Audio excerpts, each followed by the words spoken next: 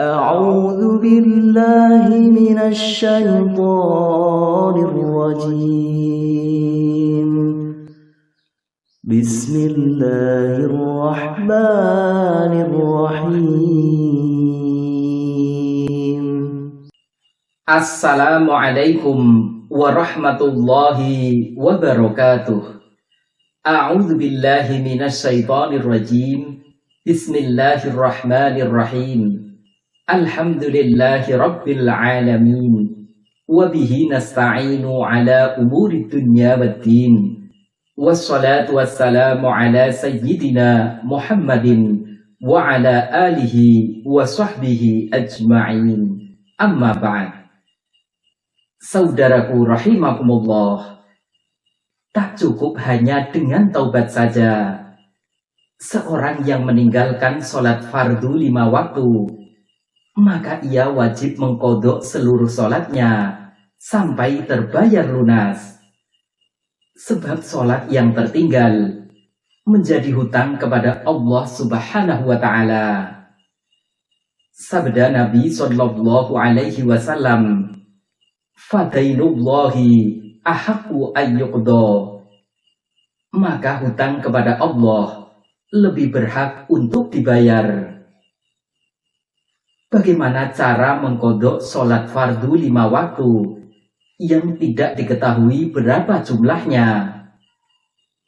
Berikut ini kami sampaikan penjelasan lengkap tentang cara qodok sholat fardu 5 waktu yang lupa atau tidak bisa diketahui berapa jumlahnya. Semoga bisa memberi manfaat untuk kita semuanya. Amin ya rabbal alamin. Dalam menjalani hidup, kita pasti pernah mengalami pasang surut dalam menunaikan perintah agama. Terlebih bagi orang awam yang berada jauh dari lingkungan Islami. Mari kita ingat, apakah dalam waktu dan umur yang kita lalui pernah ada kewajiban sholat 5 waktu yang ditinggalkan? Jika ada, segeralah untuk dilunasi, agar diri kita terbebas dari tanggung jawab dan beban hisab di akhirat nanti, dan agar diri kita selamat dan tidak celaka. Sabda Nabi Sallallahu Alaihi Wasallam, sungguh amalan pertama yang dihisab dari seorang hamba di hari kiamat adalah sholatnya. Jika sholatnya baik, maka beruntung dan selamatlah dia. Namun jika rusak, maka merugi dan celakalah dia. Hadis riwayat Tirmidzi dan Nasai. Cara menghitung hutang sholat wajib. Pertama, hitung umur Anda sekarang ini berapa. Lalu kurangi dengan umur pertama kali Anda memasuki usia baligh. Misalnya saat ini Anda berusia 40 tahun dan pertama kali baligh di usia 15 tahun. Berarti Anda cuma tinggal menguranginya, yakni 40 dikurangi 15 sama dengan 25 tahun. Nah, dalam rentang waktu selama 25 tahun itu, apakah Anda pernah meninggalkan sholat wajib 5 waktu? Jika iya, hitung berapa hari, berapa minggu, atau berapa bulan. Katakan dalam waktu 25 tahun itu, Anda pernah meninggalkan sholat wajib yang total keseluruhannya ada 6 bulan. Lalu apakah dalam waktu 6 bulan itu ada waktu yang tidak wajib sholat? Jika ada, maka dikurangi lagi. Misalnya dalam waktu 6 bulan itu, Anda pernah mengalami haid dan nifas selama 2 bulan, maka tinggal dikurangi saja, yakni 6 bulan dikurangi 2 bulan, sama dengan 3 bulan. Jadi jumlah hutang sholat wajib yang harus Anda qodok adalah 3 bulan atau 90 hari. Keterangan, waktu tidak wajib sholat dan tidak wajib mengqodoknya adalah waktu haid dan nifas untuk perempuan, dan atau waktu gila atau hilang ingatan yang tidak disengaja. Kedua, bagaimana jika lupa atau tidak bisa menghitung jumlah pastinya? Hitung saja perkiraannya berapa. Prinsipnya jangan sampai kurang, kalau lebih boleh. Syekh Abdurrahman Al-Jaziri dalam Al-Fiqh ala Madhahibil Arba'ah menjelaskan, seorang yang punya tanggungan sholat dan dia tidak tahu jumlahnya, maka dia wajib mengqadha hingga yakin tanggungannya sudah terpenuhi. Imam Sa'id Al-Hadrami dalam Busyra Karim memberi contoh, seandainya ia punya sholat-sholat yang terlewatkan, yang tidak kurang dari 10 dan tidak lebih dari 20, maka ia wajib mengqadha 20, karena ia wajib mengambil yang yakin, sehingga ia tidak terbebas kecuali dengan keyakinan. Cara mengqadha sholat wajib yang banyak. Pertama, apabila sholat wajib itu ditinggalkan karena sengaja atau tanpa ada uzur, maka ia wajib mengqadhanya dengan segera dan tidak boleh ditunda-tunda. Imam Sa'id Al-Hadrami dalam Busyra Karim menjelaskan, dan wajib bersegera mengerjakan sholat yang terlewatkan jika ia terlewatkan tanpa adanya uzur sebagai pemberatan untuknya.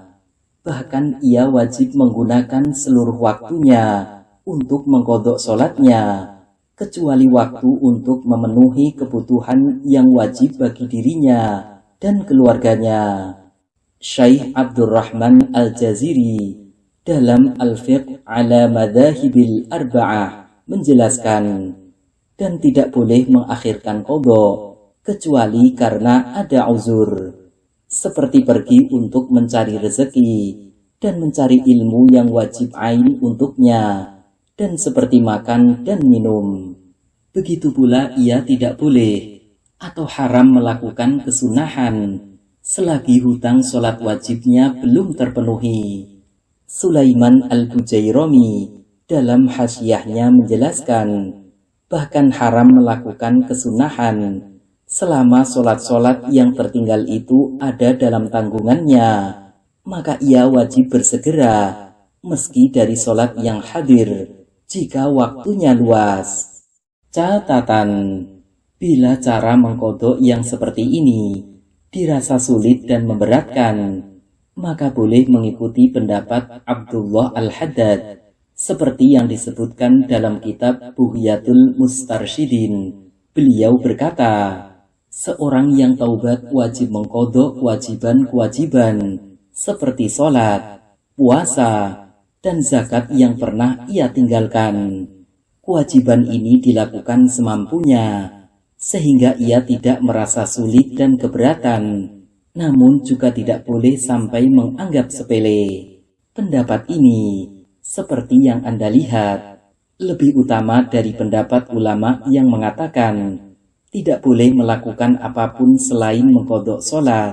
Ia hanya dibolehkan melakukan aktivitas lain untuk memenuhi kebutuhannya dan keluarganya, karena itu sulit untuk diamalkan. Berdasarkan pendapat ini, maka ia tidak harus menghabiskan seluruh waktunya untuk mengqadha sholat, tapi cukup mengqadha semampunya, namun tidak sampai menganggap sepele tanggungan tersebut. Sulaiman Al-Jamal dalam hasyiahnya menjelaskan, seandainya ia punya hutang sholat yang banyak dan mengqadhanya akan menghabiskan waktu yang lama, maka niatnya untuk mengqadha bersamaan dengan melakukannya telah mencukupi sahnya taubat. Hingga seandainya ia meninggal dunia di masa qadha, maka ia tidak meninggal dalam keadaan bermaksiat, sebab ia telah melakukan apa yang dimampuinya. Kedua, sholat qadha boleh dikerjakan di semua waktu, baik waktu yang dilarang atau tidak, berdasar keterangan hadis Nabi Shallallahu Alaihi Wasallam. Siapa yang meninggalkan sholat karena tertidur atau lupa, maka hendaklah mengkodoknya ketika ia mengingatnya. Hadis riwayat Bukhari dan Muslim. Imam Syairozi dalam Al-Muhadzab menerangkan, dan tidak makruh mengerjakan sholat yang punya sebab di waktu-waktu ini, maksudnya waktu yang terlarang, seperti mengkodok sholat yang tertinggal, sholat yang dinadari, sujud tilawah, sholat jenazah, dan yang semisalnya. Ketiga, disunnahkan mengurutkan sholat-sholat kodok dalam pelaksanaannya, sesuai urutan waktu sholat dan hari-harinya. Imam Nawawi Al-Jawi dalam Nihayatuz Zain menjelaskan, dan disunnahkan mengurutkan sholat yang terlewatkan dalam kodoknya, sesuai urutan waktu sholatnya dan hari-harinya. Artinya jika beberapa sholat tertinggal dalam satu hari, maka sunnahnya mendahulukan sholat sesuai urutan waktunya. Seperti jika ingin mengkodok sholat zuhur dan asar, maka yang didahulukan adalah sholat zuhur. Dan jika beberapa sholat tertinggal dalam beberapa hari, maka sunnahnya mendahulukan sholat sesuai urutan harinya.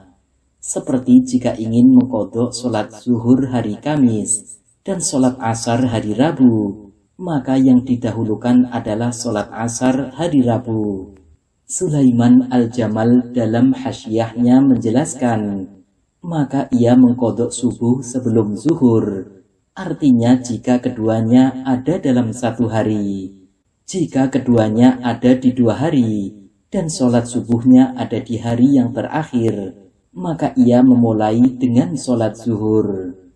Keempat, disunnahkan berazan di awal sebelum mengerjakan beberapa sholat kodok. Imam Sa'id Al-Hadrami dalam Busyra Karim menerangkan, jika terkumpul sholat-sholat yang terlewatkan, dan ia ingin mengkodoknya secara berturut-turut, atau berturut-turut antara sholat yang hadir dan sholat yang terlewatkan, maka ia berazan untuk sholat yang pertama saja. Lalu disunnahkan beriqomah untuk setiap kali sholat kodok. Imam Abu Husain dalam Al-Bayan fi Madhahibil Imam Syafi'i berkata, jika ia ingin mengkodok sholat-sholat yang terlewatkan dalam satu waktu, maka tidak ada perselisihan dalam madhab bahwa disunnahkan baginya beriqomah untuk setiap sholat dari semuanya.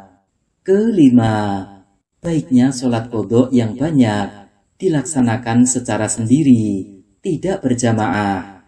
Qadhi Iyad dalam Syarah Sahih Muslim menjelaskan, adapun sholat kodok di belakang sholat ada di belakang sholat kodok, dan mengkodok sholat di belakang orang yang mengkodok selainnya, maka semuanya boleh menurut kami.